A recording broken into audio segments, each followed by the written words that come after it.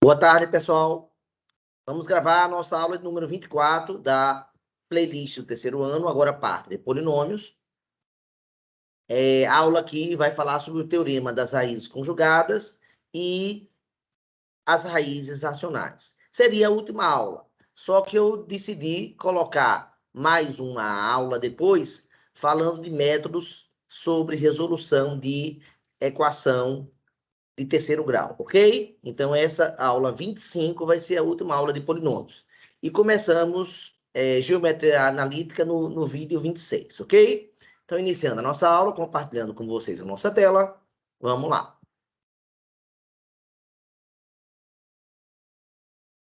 Pronto, aqui estamos na nossa playlist terceiro ano.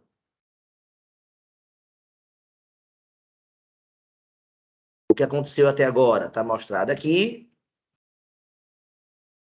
Já fizemos 5 vídeos.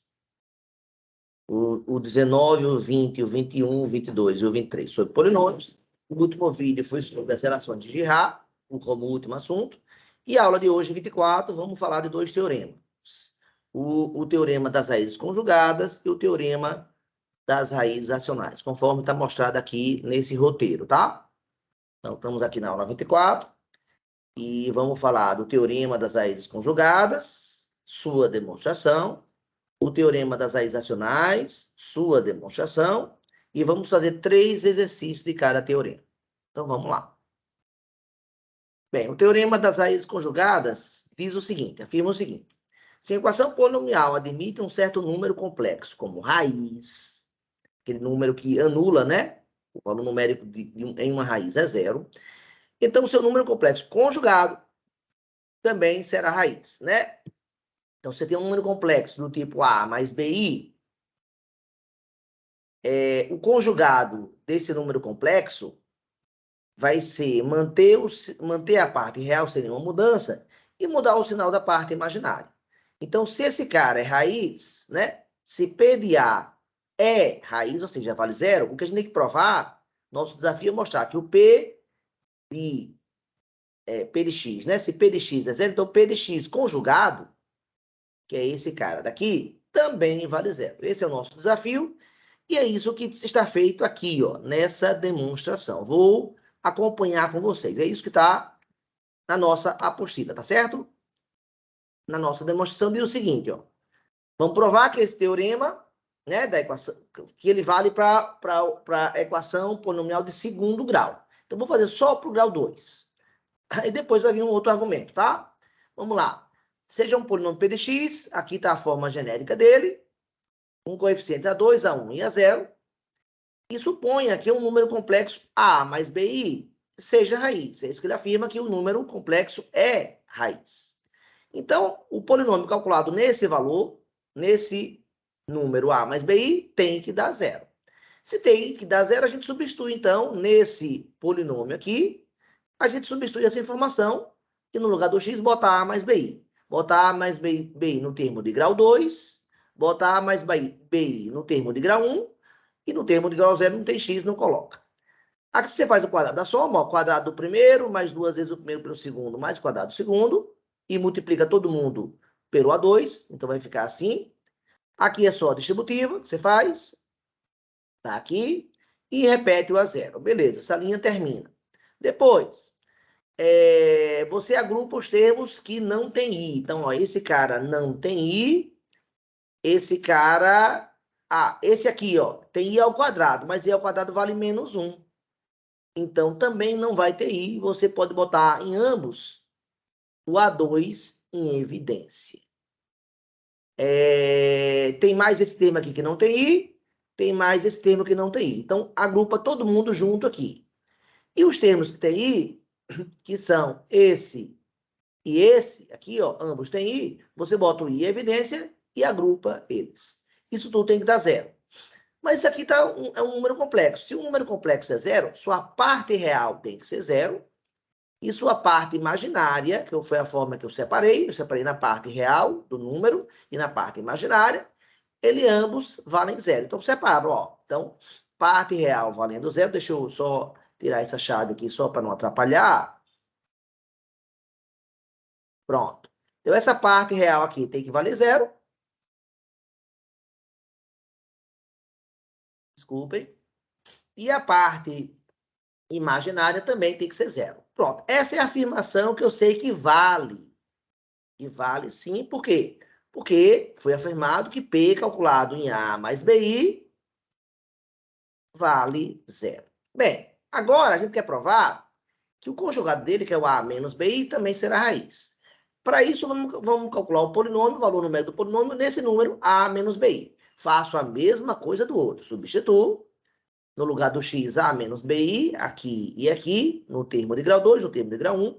Desenvolvo novamente com a dada soma, igualzinho que eu fiz antes. Tudo igual. E aí, mesma coisa, agrupa agora a parte real e agrupa aqui a parte imaginária. E agora, olhem, pessoal, que a parte real daqui é exatamente igual à parte real que tinha aparecido no outro, sem nenhuma diferença. Se eu já sabia que esse termo todo era zero, então esse cara aqui todo também vai valer zero. Parte real vai valer zero. E se eu agora comparo a parte imaginária do valor numérico desse polinômio, que é essa daqui, ó, menos, tem um menos aqui, esse termo. Esse termo aqui, eu volto lá para cima e vejo que eu já sei que esse termo também vale zero. Tá aqui o zero, ó. Se esse termo também vale zero, eu boto aqui menos 0i, menos 0i é zero. Então vai ficar 0 menos 0i. Isso aqui é zero, conforme está mostrado aqui. Ou seja, eu acabo de calcular que o polinômio P, calculado no ponto A menos BI, também vale zero. Ou seja, pessoal, provamos que A menos BI é raiz, sim, desse polinômio P de x. Exatamente como nós, com a hipótese que o A mais BI eu já sabia que era. Agora, o A menos BI eu acabo de provar. Pessoal, então, o teorema está provado para o grau 2. Mas o teorema não trabalha só com grau 2. O teorema trabalha com qualquer grau. E aí vem a ideia básica de finalização da demonstração, que é a seguinte. A gente sabe que as unidades imaginárias, elas se repetem de 4 em 4. Essa é uma informação que vem lá dos números complexos. Veja que os expoentes ímpares vai dar valores com unidade imaginária. Mas os pares, não. Os pares não dão. Então, quando você tiver agora um polinômio de grau n, então, em vez de substituir num termo de grau 2, de grau 1 apenas e grau 0, você vai substituir num termo de grau n, num termo de grau n menos 1, n menos 2, até um termo de grau 2, até um termo de grau 1, até um termo de grau 0. Você vai substituir. E aí a ideia vai ser a mesma. Qual? A gente vai calcular o polinômio P em A mais BI. E vai chegar a uma certa expressão algébrica, que depende dos coeficientes, parte real, e vai chegar na expressão algébrica, parte imaginária. Isso para um P de A mais BI. Aí você faz a mesma coisa para A menos BI. Perceba que o A menos BI vai estar elevado. Esse termo A menos BI vai estar elevado primeiro a N, depois a N menos 1, e assim por diante, até elevado a 2, elevado a 1, né? E o elevado a 0, que é o termo de grau 0. Isso aqui é um binômio de Newton, pessoal. Né? É um binômio de Newton. Então, quando eu fizer aqui o binômio de Newton, os termos pares do binômio de Newton, com esse cara aqui, não sofrem nenhuma alteração. E os termos pares serão aqueles que irão para a parte real, como apareceu aqui, ó. Todos esses caras lá do grau 2, eles foram oriundos quando você pegava um monômio, o primeiro cara, e elevava um expoente par, porque você também, o outro, né? Desculpa, né? O segundo coeficiente, o menos BI, Você vai começar elevando ele a 0, que é par, depois a 1, que é ímpar, depois a 2, que é par. E nos termos pares não sofre nenhuma alteração, né? Essa é a informação. E também os termos pares, lembrando que os termos pares, todo mundo elevado a expoente par, vai manter o resultado. Vai rigorosamente manter o resultado. Bem, e nos termos ímpares, você vai trocar o sinal. É o que a gente viu aqui, pessoal. Os termos ímpares trocam o sinal. Ou seja, dá para desconfiar. Isso aqui não é uma prova rigorosa. Eu teria que escrever mais detalhadamente. Só que aqui vai dar igual. E igualzinho, parte real. Ao trocar o mais e o menos. A parte real não vai mudar. E a parte imaginária vai ser igualzinha a essa, só que simétrica. Se eu sei que isso aqui é 0, se eu sei que isso aqui é 0, e esse cara é igual a esse, aqui também vai ser 0. Esse é igual a esse. E eu também sei que esse é simétrico desse. Eu botei um menos aqui para mostrar que é simétrico, mas esse cara vale 0. Consequentemente, eu vou ter 0 menos 0i, que eu sei que é o polinômio nulo, e está provado que esse cara é isso. A ideia é essa, pessoal, tá? Então, se você quiser desenvolver depois para o grau 3, vai dar uma expressão algébrica maior que essa, você vai verificar isso e assim por diante. Beleza. Mostrado o teorema, vamos fazer exercício. Então, por exemplo, obtenha a equação polinomial de menor grau, que tem como raízes i, 2i e 3i. E apresenta coeficientes reais. Então, vamos lá. Se eu vou pensar o polinômio na sua forma fatorada, eu tenho que pegar x menos a primeira raiz, que é i, x menos a segunda raiz, que é 2i, e x vezes, né, é um produto de polinômios de primeiro grau. Pronto. Só que a raiz i vai ter o conjugado menos i. A raiz 2i vai ter conjugado a raiz conjugada menos 2i. A raiz 3i vai ter como raiz conjugada, como número conjugado, menos 3i. Então, isso também, segundo o teorema das raízes conjugadas, que eu acabo de provar, vai ter que aparecer quem aqui? O x mais i. Vai ter que aparecer aí o x mais 2i. E vai ter que aparecer aí o x mais 3i. Então, a gente percebe que nós temos 6 fatores e, consequentemente, o polinômio vai ter grau 6. Outra coisa curiosa é perceber, quando você multiplica esse vezes esse, galera, né? Quando eu multiplico o x menos i pelo x mais i, isso aqui é uma diferença de quadrados, então vai ficar o quadrado do primeiro menos o quadrado do segundo. E note que i ao quadrado vale menos 1.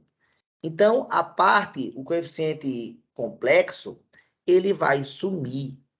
E ele vai sumir, consequentemente, né? Os coeficientes serão obrigatoriamente reais. Então, esse com esse fica real, esse com esse fica real, e esse com esse fica real. O produto de 3 que tem reais vai gerar só coeficientes reais. Então, a resposta da primeira questão, grau 6. Já que ele apresentou 3 raízes complexas, e aí eu tenho 3 raízes conjugadas, associadas, 3 mais 3, 6 raízes. Se o polinômio tem 6 raízes, então ele vai ter grau 6. Então, essa é a ideia da primeira questão. Pronto. Vamos agora para a segunda questão. A segunda questão pede para resolver uma equação de quarto grau. X à quarta mais 3x ao quadrado mais 2 igual a 0. Só que ela é uma equação biquadrada. O x ao quadrado pode ser substituído por uma nova variável y. Se eleva os dois membros ao quadrado, eu vou concluir que x à quarta tem que ser igual a y ao quadrado. Substituindo, vai ficar y ao quadrado mais 3y mais 2 igual a 0. Usando soma e produto, a soma tem que dar menos b sobre a, que vai dar menos 3, e o produto tem que dar c, que é 2, sobre a, que é 1, que vai dar 2. Dois números cujo produto dá 2 e soma dá menos 3, a gente não vai conseguir números inteiros. Eu estou certo, é isso? Soma menos 3 e produto 2, exatamente. Então, eu vou ter que calcular o nosso delta bonitinho para a gente tentar resolver. Então, como é que vai ficar o delta? Vai ficar... Peraí, produto 2... Ah, tem sim, foi mal. Tem sim. Eu que estou comendo no ponto. Vale quanto, pessoal? É o menos 2 e o menos 1. Quando eu multiplico eles, vai dar produto 2. Quando eu somar eles, vai dar soma menos 3. Então, acabo de concluir que o y, linha, vale menos 2. E o y, duas linhas, a segunda raiz, vale menos 1. Mas eu sei que y é igual a x ao quadrado. Eu substituo isso aqui. X ao quadrado igual a menos 2. X ao quadrado igual a menos 1. Então, tiro a raiz, vai ficar mais ou menos raiz quadrada de menos 2. Menos 2 é menos 1 vezes 2, né? O 2, então, eu posso escrever uma raiz com 2, uma raiz com menos 1, e daqui surge a unidade imaginária i. Então, vai ficar mais ou menos raiz de 2i. Então, a ideia análoga para outro caso vai dar mais ou menos i. Conjunto de solução, então, dessa equação, ou seja, resolver uma equação é achar suas raízes, é mais raiz de 2, i, número complexo, menos raiz de 2i, o seu conjugado, conforme o teorema, e menos i. Então, mais uma vez, provando que um número e o seu conjugado sempre tem que aparecer. Pronto, essa é a solução da segunda questão. E agora, para finalizar, vou fazer a questão de número 4, tá? E para encerrar essa parte agora de raízes complexas conjugadas, tá? Então, estou gerando aqui um espaçozinho, beleza? E aí a 4 diz o seguinte: construa uma equação polinomial de sexto grau de coeficientes reais que admita 1, 2 e i como raízes simples, ou seja, só aparece uma vez, e o zero como raiz dupla. Então, se admite 1, o polinômio p de x que eu quero criar vai ter que ter um binômio de primeiro grau com raiz 1. Pronto, escrevi o primeiro. Agora com raiz 2, tem que ter esse aqui também. Com raiz i, tem que ter esse aqui também. Epa, mas i é raiz complexa. Se é complexa, tem que ter conjugada. Quem é conjugada de i menos i? Se eu faço x menos i, vai ficar x mais i. E agora, a raiz zero duas vezes. X menos zero uma vez, x menos zero duas vezes. Ou seja, elevado a 2. Então, se eu fizer essa multiplicação aqui, eu vou ter. Mas pode deixar muito bem o polinômio na forma fatorada. E ele quer que construa um polinômio de sexto grau. Pronto, está construído aqui. Finalizado. Pronto, pessoal. Primeiro teorema, ok. Vamos para o segundo e último teorema tal. O segundo teorema é o teorema das raízes racionais. E ele afirma o seguinte, ele é bem interessante, viu? Se a equação polinomial, né, na forma genérica aqui, desculpa, está faltando igualar a zero, né, para ser equação. Então, se eu tenho essa equação polinomial de coeficientes inteiros, e vamos supor que P sobre Q é uma raiz. E aí, na definição, o P é um número inteiro, o Q também é um número inteiro, mas não pode ser o número zero, e P e Q são primos entre si. O que ele quer dizer com isso? Ele quer dizer que a fração P sobre Q é irredutível. Ou seja, não pode ser mais simplificada. Então, se eu digo que a raiz é 2 sétimos, por exemplo, o P é 2, o Q é 7. E veja que 2 e 7, essa fração aqui não pode ser mais simplificada. Então, essa aqui pode ser uma raiz. Mas essa aqui não serve. 4 sobre 14 não serve. Por quê? Porque eles não são primos entre si. Ainda dá para dividir por 2. Se eu fizer o MDC de 14 e de 4, vai dar o número 2. E números primos entre si tem que ter MDC igual a 1. Agora, quando eu simplifico aqui, pronto. Agora sim, 2 e 7 são primos entre si. Mas 4 e 14 não são. Então, só essa exigência de que o numerador e o denominador não podem ter fator em comum.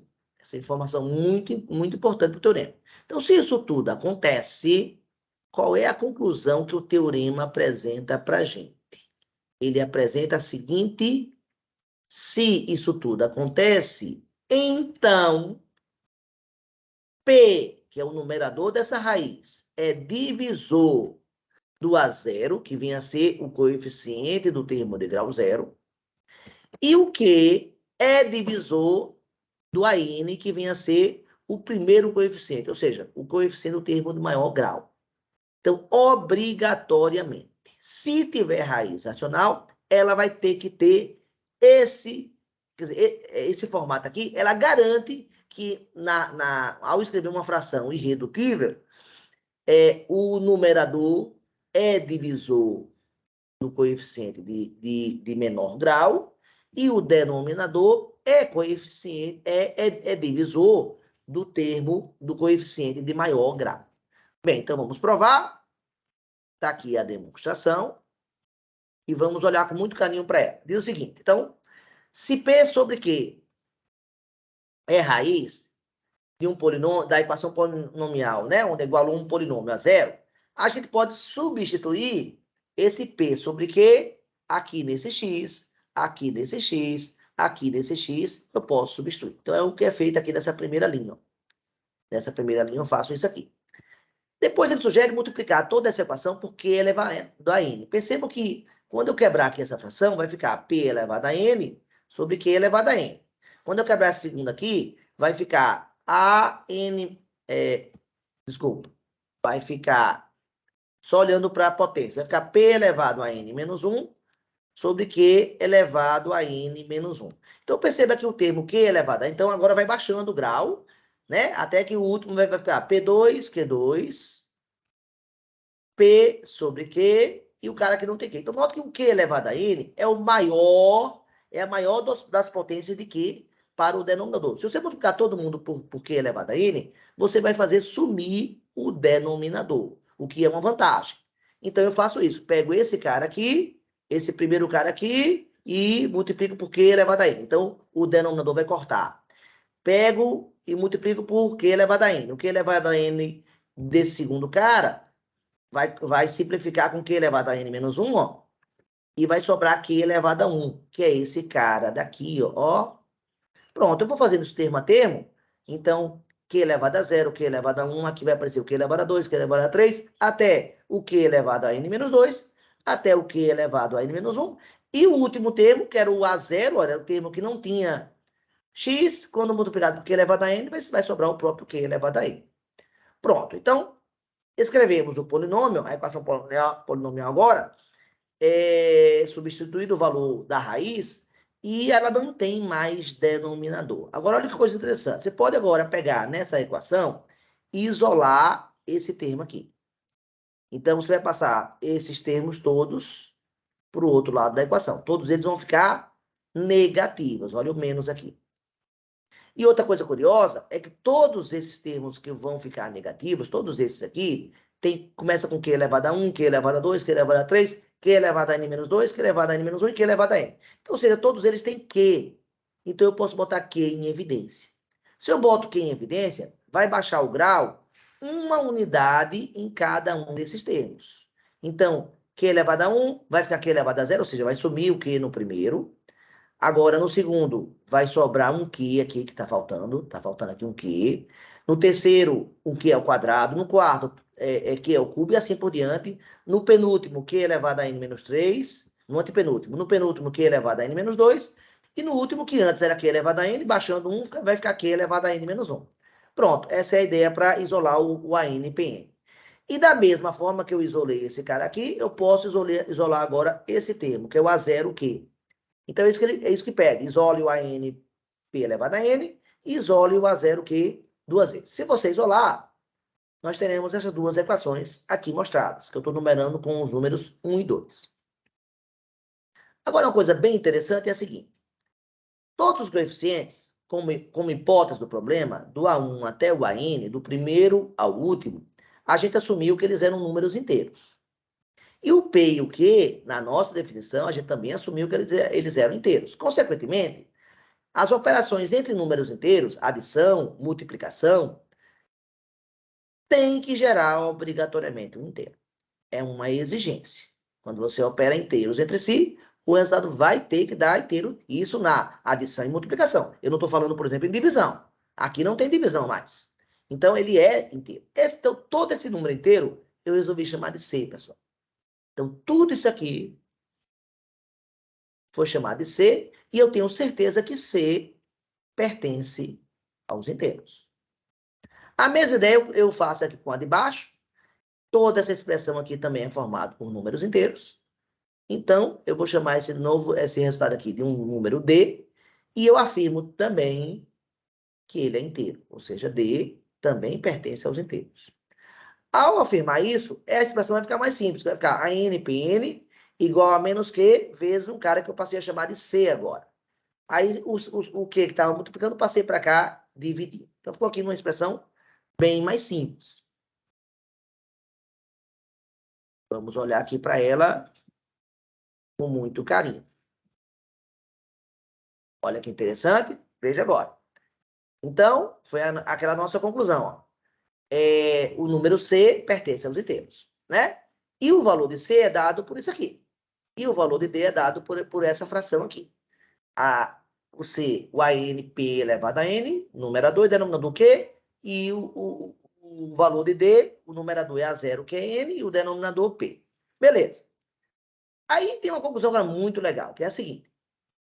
Nessa equação 5, podemos concluir que esse numerador aqui, ele é divisível por esse denominador. Por quê? Porque o resultado está dando inteiro. Se deu um número inteiro como resultado, é porque a ideia do resto zero, né, pessoal? Então, se é divisível, eu concluo, né, resto zero, porque deu pelo fato de ter dado um resultado inteiro aqui. A gente acabou de afirmar que C é um número inteiro. Se o numerador todo aqui é divisível e ele é um produto de dois fatores, o que é que eu posso concluir agora? Ou esse fator é divisível por esse, ou esse fator é divisível por esse, um dos dois. Só que o PN e o Q, a gente viu que P sobre Q é um número, eles são P e Q, tem que ser primos entre si. Então, não pode ter fator comum. Se você elevar o P a N, os fatores desse número P também vão ficar elevados a N e não continua a não ter fator comum. Se não tem fator comum, não dá para simplificar esse com esse. Não dá para cortar esse com esse. Não dá. Impossível, pela definição. Consequentemente, só resta essa possibilidade aqui. Para cortar, tenho que cortar esse cara com esse para dar o número C aqui. E ao concluir, então, isso, se isso aqui corta, é porque eles têm fator comum, né? Então, eu posso dizer que esse cara é divisor desse cara. Então, o AN é divisível por Q. Isso é um dos resultados que o teorema apresenta. Usando a ideia análoga, eu vou concluir dessa segunda expressão aqui, para o A0Q, que o A0QN é divisível pelo P, já que o resultado dá um número inteiro. Aí eu tenho novamente dois caras para ser divisível pelo denominador P, que pode ser esse ou esse, mas Q elevado a N sobre P, novamente, não tem fator comum. A gente viu lá por hipótese que isso aqui são primos entre si, P e Q. O Q elevado a N, novamente, não tem fatores comuns com P, então, novamente, não simplifica. Então, não tem como simplificar aqui o Q elevado a N pelo denominador P. Mas podemos, sim, dividir o A0 pelo Q. É o que nos resta, e eu sei que vai ter que dividir, já que o resultado está dando um número inteiro. Ao saber que, consequentemente, divide e dá um inteiro, eu concluo que esse cara tem que ser divisor desse. Ou seja, que né, o Q é divisor de A0, ou, em outras palavras, o A0 é divisível por P, que é a mesma coisa. Então, pessoal, essa ideia aí prova o teorema das raízes racionais, tá? Vamos agora para a parte de exercícios. Então, vamos escolher 3 exercícios para a gente finalizar. Vamos lá. Primeiro exercício aqui, ó. Quem são os divisores de 12? A gente sabe o número 1, né? O número 2, o número, igual aqui, o número 3, o número 4, o número 6 e o número 12. Por quê? 12 divide por 1 e dá resto 0, 12 divide por 2 dá resto 0 e assim por diante. A divisão por esses 6 números dá resto 0. Agora, vai lembrar que 12 pode ser dividido por 1, mas 12 também pode ser dividido por menos 1. Ou seja, eu posso trabalhar com números inteiros. Então, na verdade, o correto dizer é que mais ou menos são os candidatos.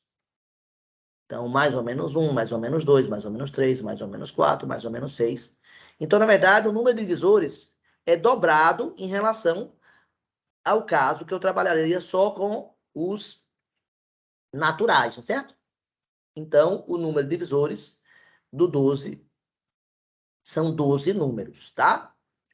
Agora, se eu perguntar quais são os divisores positivos de 5, aí tudo bem. Aí eu não preciso colocar mais, não vou colocar mais os negativos, vou colocar só o 1 e o 5, né? E aí vem uma propriedade famosa, que quando o número apresenta exatamente 2 divisores, ele é chamado número primo, né? Então, 5 é um número primo e 12 não é primo.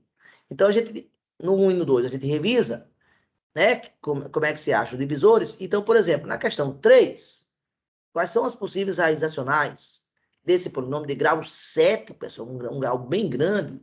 Bem, agora eu vou usar o teorema das raízes racionais. Diz o seguinte, o AN é 5 e o A0 é 12. Então, eu pego os divisores de 12, que inclusive eu já fiz aqui, não vou repetir, e agora pego os divisores de 5, que são mais ou menos 1 e mais ou menos 5. Quando ele não falar nada, eu vou incluir sempre os negativos. Então, se eu tiver uma raiz A, ele vai ter um formato P sobre Q, usando o teorema agora, e P é divisor de 12, então pode ser qualquer divisor de 12 aqui em cima, e aqui embaixo pode ser qualquer divisor de 5. Então, quem são os candidatos agora? 1, 2, 3, 4, 5. Desculpa, 1, 2, 3, 4, 6 e 12. Esses são os divisores de 12. Aí que eu tenho que dividir ou por 1 ou por 5, né? Se eu divido por 1, vai dar os próprios. Se eu divido por 5, vai dar esses candidatos aqui. 1 quinto, 2 quintos, 3 quintos, 4 quintos, 6 quintos e 12 quintos. E também serviriam todas essas raízes positivas ou negativas.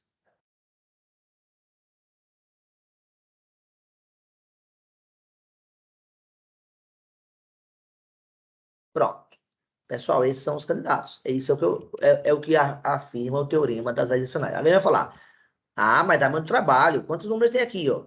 Aqui tem 12. E aqui tem mais. Você me arranjou 24 dados. Eu vou ter que testar de um por um agora. Eu falei, é verdade, vai ter que testar de um por um. Mas antes eu tinha infinitos candidatos, né? E agora eu só tenho 24 candidatos. Então, não deixa de ser uma redução. Agora, vamos ser um pouquinho espertos. Olhe para esse polinômio aqui. Perceba que todos os coeficientes são números positivos. Se eu botar no lugar do x um número positivo, elevado a qualquer potência e multiplicado por um positivo, vai dar positivo. E a soma de positivos não vai dar zero. Com isso, pessoal, exclui já dos 24, os 12 são 12 positivos e 12 negativos.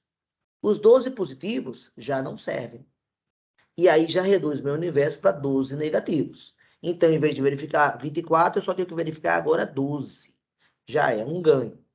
Pronto. E aí você começa primeiro pelos números inteiros, cuja conta dá mais fácil.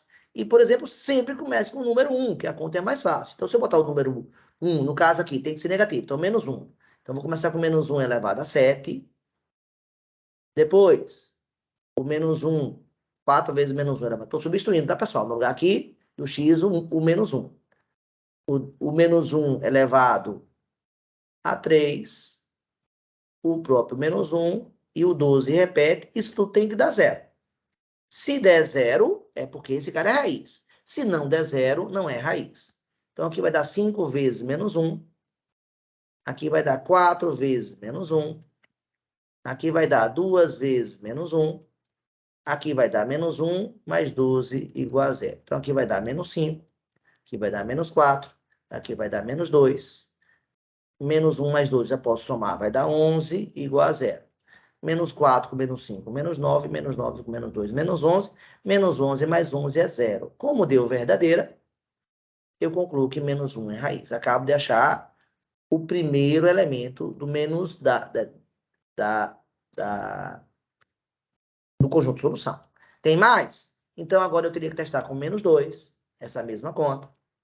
Aí eu veria. Depois com o menos 3, depois com o menos 4, depois com o menos 6. Pronto, são 12 candidatos. Eu só testei o primeiro deu certo. Tem que testar mais, né? Dá para desconfiar? E se eu botar aqui o 2, o 3, o 4, só essa potência aqui já vai gerar um número tão grande, mas tão grande e negativo, e os demais serão todos negativos, que já vai ultrapassar 12. Então, já dá com isso para descartar o menos 2, o menos 3, o menos 4, o menos 6 e o menos 12. Aí só restaria agora os 6 de baixo. Pronto, você testa os 6 de baixo. Se em algum deles também der uma igualdade, coloca aqui. Caso não tenha, você vai botar aqui e vai fechar o conjunto de solução. Mas note que o problema aqui, né, não pediu para resolver. Ele pediu quais são as possíveis raízes. Então, está resolvido. Na verdade, eu não preciso testar de um por um. Agora, se ele falar resolva, tudo bem. Aí tem que testar todos eles. Não tem jeito. Mas se ele falar quais são as possíveis raízes, isso aí é suficiente, tá? Então é isso, galera. Temos muito mais problemas aqui. Eu só vou frisar aqui mais um problema. Além de fazer esses 3, vou só citar esse aqui, ó. Esse problema 9 aqui é bem interessante, porque ele, na verdade, ele expressa um novo resultado, que poderia ser um novo teorema. Olha o texto que ele fala. Prove que se uma equação polinomial de coeficientes inteiros admite como raiz o número irracional A mais raiz de B, mas é um número irracional, ele não é complexo, ele é irracional. Então, ele afirma que A menos raiz de B também é raiz. Ele afirma isso.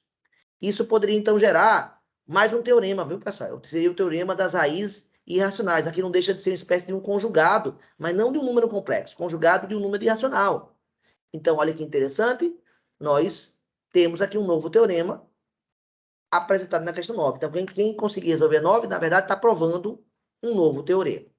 Ok? Pronto. É isso, galera. Está apresentado aquilo que eu gostaria de apresentar. Mostrei os 2 teoremas. Fizemos pelo menos 3 exercícios de cada teorema. E ainda nesse finalzinho, ainda apresentei um quarto problema lá, das raízes racionais, que, na verdade, pode gerar um teorema das raízes irracionais. Esse teorema, por exemplo, eu não conhecia, e só quem conheci só foi conhecer esse teorema agora, recentemente, tá? Então é isso, galera. Agradeço a atenção de vocês, e vamos nós agora para o último vídeo, que é das equações de terceiro grau, a resolução de equações de terceiro grau, tá certo? E depois, no vídeo 26, começamos a geometria analítica, ok? Que vai ser o assunto que nós veremos até o final agora, tá? Um grande abraço, agradeço pela atenção e vamos nos encontrar no próximo vídeo. Um grande abraço, tchau.